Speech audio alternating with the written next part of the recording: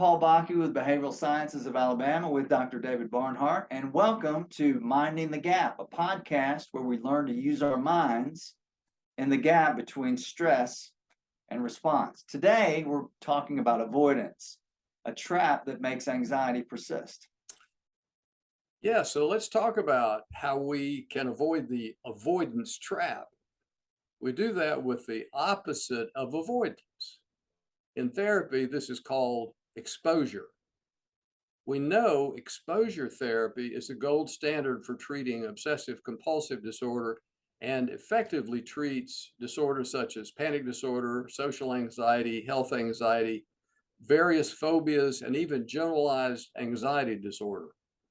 Exposure therapy uses systematic strategies to teach clients to tolerate these feelings of anxiety triggered by situations and intrusive thoughts.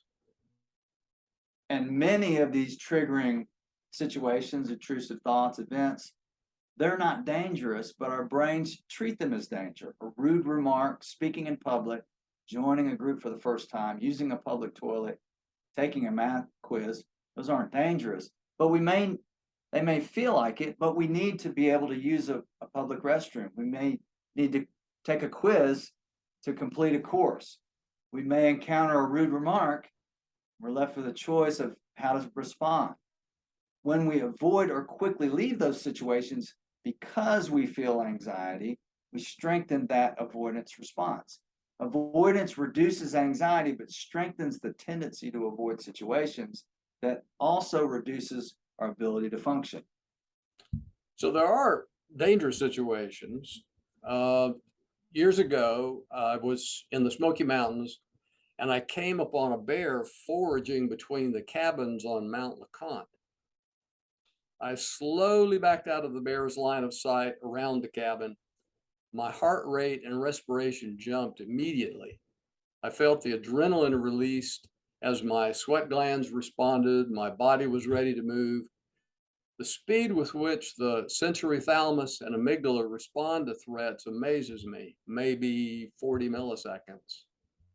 The threat signal also goes to the thinking part of the brain, the prefrontal cortex, where we can evaluate, decide, and downregulate our fight or flight response on occasion. But that process can take much longer, maybe 400 to 500 milliseconds.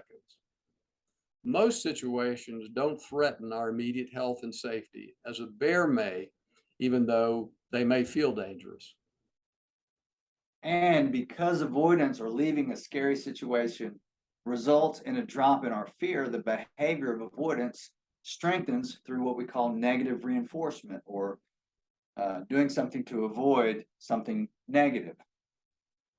And there's also a release of dopamine, which makes us feel better.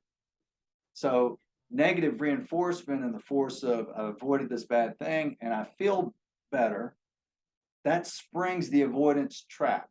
So you could think of this as a reward for avoidance. Immediate feedback and a decrease in discomfort, those are two powerful combinations to break. Yes. Well, intellectually, we may know situations such as meeting people for the first time, speaking in public, or taking a test aren't inherently dangerous, but the false alarm of anxiety tells us otherwise. If we repeatedly face our fears, our brains can habituate or learn an interfering behavior. Then the anxiety drops and we lose our fear. So we want our listeners to work on facing exaggerated fears in small steps with the help of a friend. That's too overwhelming. Seek help from a cognitive behavioral therapist trained in exposure and response prevention. They can develop a plan with you that breaks exposure into small steps so you're more likely to face fears and stay out of the avoidance trap. Thanks for listening. Subscribe, like, rate, and review. Share it with a friend. And remember, when you're triggered by stress, use your mind in the gap.